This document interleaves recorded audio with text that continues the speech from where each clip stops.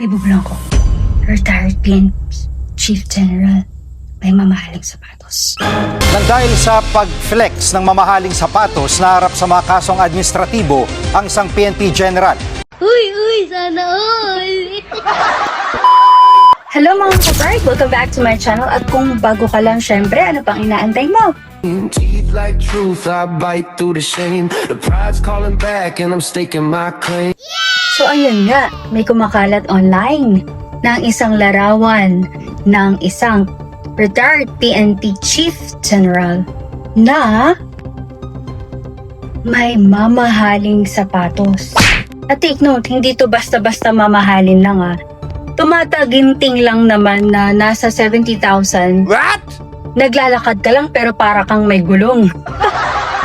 Sabi nila, retired naman na Bawal pa rin ba? Ayaw, di ma. Inawin natin yan. Hindi krimen. At hindi sinasabi ng batas na bawal magsuot ng mamahaling sapatos. Pero, kung isa kang kawani ng gobyerno, bawal yan.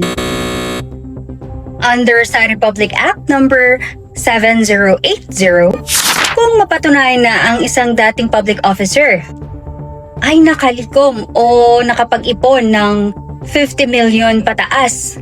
Siyempre mula sa illegal na paraan, kagaya ng kickbacks, mga suhol, o misuses ng pondo ng gobyerno.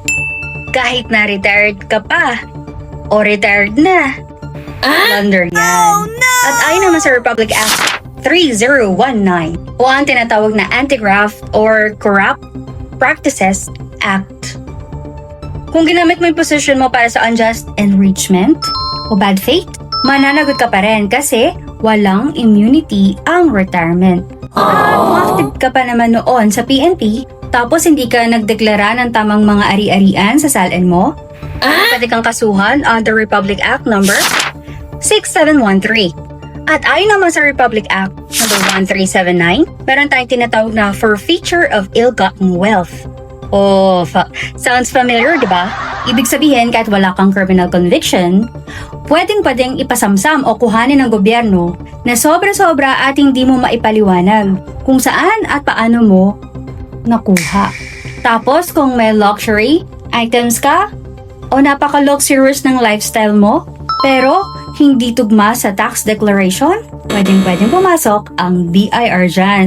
At kung napatunayan naman na gumagamit ka ng mga mamahaling gamit para itago o linisin ang illegal na pera, nasa Republic Act number 9160 yan. Ang tinatawag na Anti-Money Laundering Law.